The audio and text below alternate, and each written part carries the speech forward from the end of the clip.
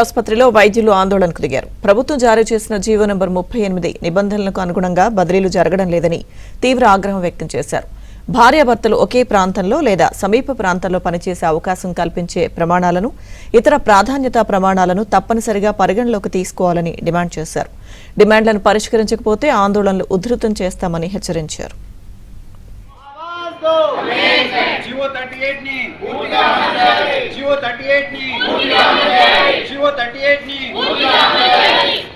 GO 38 ను పూర్తిగా అమలు చేయాలి. జీవో 38 ను పూర్తిగా అమలు చేయాలి. అరైజింగ్ వేకెన్సీస్ చూపించాలి. అరైజింగ్ వేకెన్సీస్ చూపించాలి. అరైజింగ్ వేకెన్సీస్ చూపించాలి. తెలంగాణ గవర్నమెంట్ డాక్టర్స్ అసోసియేషన్ దాదాపు నెల రోజుల నుండి ఆఫీసర్ల చుట్టూ, ఐఏఎస్ ఆఫీసర్స్ కమిటీ చుట్టూ, తర్వాత మరి ప్రిన్సిపల్ సెక్రటరీ గారు, మినిస్టర్ గారి దగ్గరికి పోయి చాలాసార్లు అంటే 2 సార్లు ఇప్పటికీ పోయి నాయన ఈ ప్రాబ్లం అవుతుంది, ఆన్లైన్ వద్దు అని చెప్పేసి ఒక మీటింగ్ కండక్ట్ చేసినాం.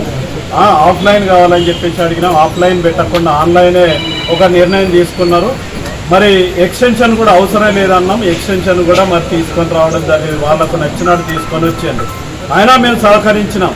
మినిస్టర్ గారి దగ్గరికి పోయి మాట్లాడి మరి ఆఫీస్ బేరర్లకు ఏదైతే ఉన్నదో మరి లాస్ట్ టైం ఇచ్చినట్టు ఇస్తా అని చెప్పేసి మామూలుగా స్పీకర్ ఆన్ చేసి మరి క్రిస్టియానా మేడంకు చెప్పడం జరిగింది. నేను ఒకటే చెప్తా ఉన్నా, ప్రతిసారి కూడా మరి మిత్రులు అన్నీ కవర్ చేశారు. ఏదైతే మినిస్టర్ గారు చెప్పినారో అంటే మాకు ఇప్పుడున్న దాంట్లో హయ్యెస్ట్ మినిస్టర్ పదవి ఇప్పుడున్న పాలసీ డిసిషన్లో తీసుకునేది. మరి మినిస్టర్ చెప్పిన తర్వాత కూడా కావట్లేదు అని అంటే మరి క్రిస్టియానాకి మరి ఆ మేడంకి మరి ఎక్కడి నుండి పవర్ వస్తుందో తెలియదు. మరి మేము ఎక్కడ కూడా డీవియేషన్ అడగట్లేదు. మేము స్టార్టింగ్లో 2 సంవత్సరాలు వాళ్ళని రిక్వెస్ట్ అలౌ చేయమని అన్నాం.